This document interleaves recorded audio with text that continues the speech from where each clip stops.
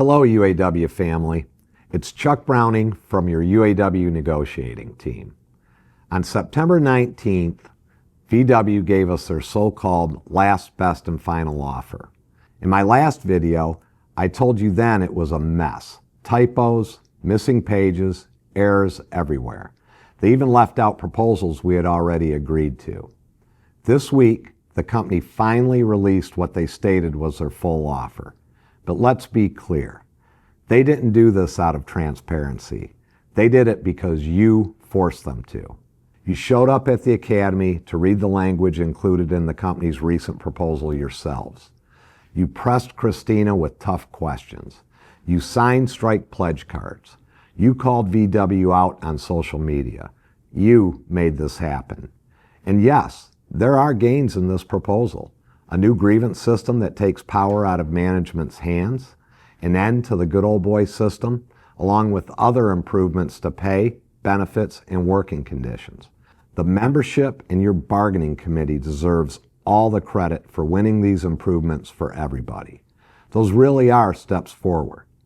But for every step forward, VW tried to take a step back. They pulled proposals they'd already agreed to. That's bad faith bargaining. That's illegal. And as we've done previously when Volkswagen has broken the law, the UAW has filed unfair labor practice charges against Volkswagen. Unfortunately, even though Christina told the media that they fixed the typos, your bargaining team has already found errors. We're in the process of going through it with a fine-tooth comb to make sure their last final offer is the same as this final offer. And just like we had to do 3 weeks ago, we're trying to figure out what was deliberately omitted and what was left out due to sloppiness. The document they released is 417 pages, and we're going to take the time to scrutinize every page. So here's where we stand. The company's offer falls short in 4 key areas. Number 1 is job security. The company claims that the language they have proposed gives you job security. It does not. We are seeking language that protects you from plant closing, outsourcing, secures product commitments, and protects you in the event Volkswagen sells the Chattanooga facility. It costs Volkswagen nothing, and you, your family, and Chattanooga deserve it. If they say there's nothing to fear, then they should put it in writing. Without that commitment, we're building our union house on sand. Number 2, affordable health care. The company has been critical of the union's efforts to secure the affordable health care that is the standard for 150,000 UAW auto workers across the United States, including thousands of workers just up the road in Spring Hill, Tennessee. Let me be clear. We are never going to apologize for demanding that Volkswagen give you equal treatment.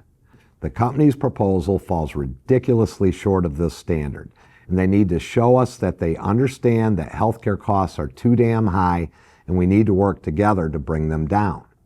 Number 3, wages that keep up with the cost of living. Your hard work makes Volkswagen one of the most profitable automakers in the world. You should be able to thrive, not just survive, on a Volkswagen paycheck. And here's the thing. We had agreement on a proposal to adjust pay rates if inflation eats into your purchasing power. Volkswagen can solve this issue today by simply signing off on the proposal they already offered. And lastly, I've heard from so many of you that you voted for the UAW last year because you were sick and tired of management's lack of respect and dignity on the shop floor. We will never stop fighting to ensure that you can actually utilize the PTO time you earned, be protected from punitive drug testing, and have enough break time for your body to recover from the hard work you give Volkswagen each and every shift. That's why we are putting forward our counteroffer on 14 remaining critical items, built around 4 pillars: job security, fair wages, affordable health care, and respect and dignity on the job. If VW accepts our counteroffer, we'll recommend ratification. If they don't, we'll keep bargaining. And we also must get ready to show the company we're serious about getting a fair deal. Despite the company's claim that you would rather vote on a bad deal than fight for a fair deal, The number of pledge cards we've received so far doesn't support their narrative. We are bound to represent the will of the membership. And I want to be clear, we hear you. Together we'll win a fair deal that delivers on the priorities you told us matters most. As I said before, the decision to vote on a tentative agreement will be driven by the membership, not dictated by the company. You've already proven your power. Together we can win the best first contract. Here's what I'm asking you to do. If you haven't yet, sign a strike pledge card today. Talk with your coworkers about why these demands matter and ask them to sign their pledge card.